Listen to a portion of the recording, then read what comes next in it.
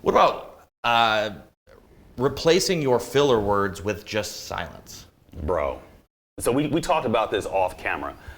People are very uncomfortable being silent. Like that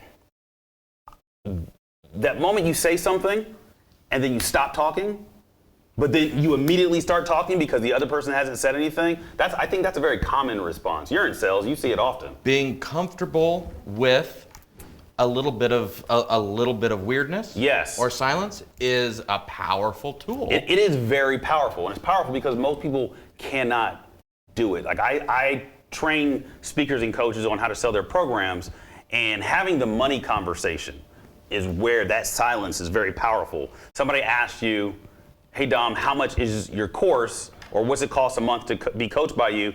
Give them the price, and then shut up. Yep. Like it's practice with your spouse or your kids. Yeah, I completely agree.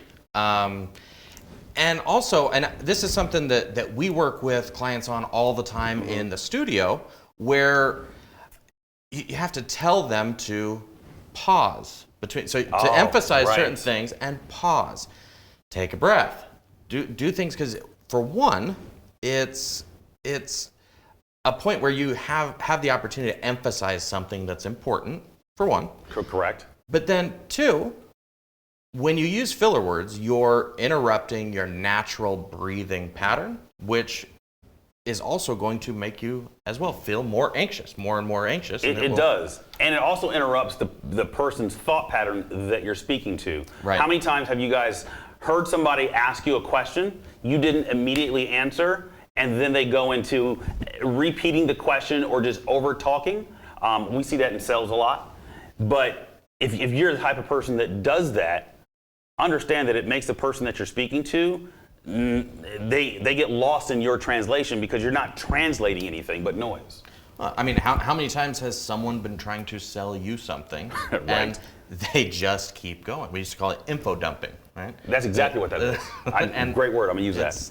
That's all you're doing. You're just dumping information as opposed to listening, as opposed to stopping and taking a step back for a minute and being comfortable with the silence. And then if maybe you can't start there. Maybe a person can't just speak or state their purpose, state their mind, and then stop talking.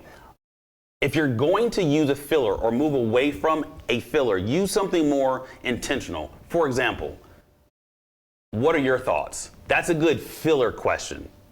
Have you considered this? That's a good filler question. But eventually you're gonna have to stop. What are your thoughts? Stop talking. Absolutely. That you can do is to use reframed phrases. And this works in questions, especially if you're the nervous one, someone asks you a question, you reframe it back in your answer because it gives you more time to think about it. Got you. I'm tracking what you're laying down. Took me a second to catch on to that. Okay.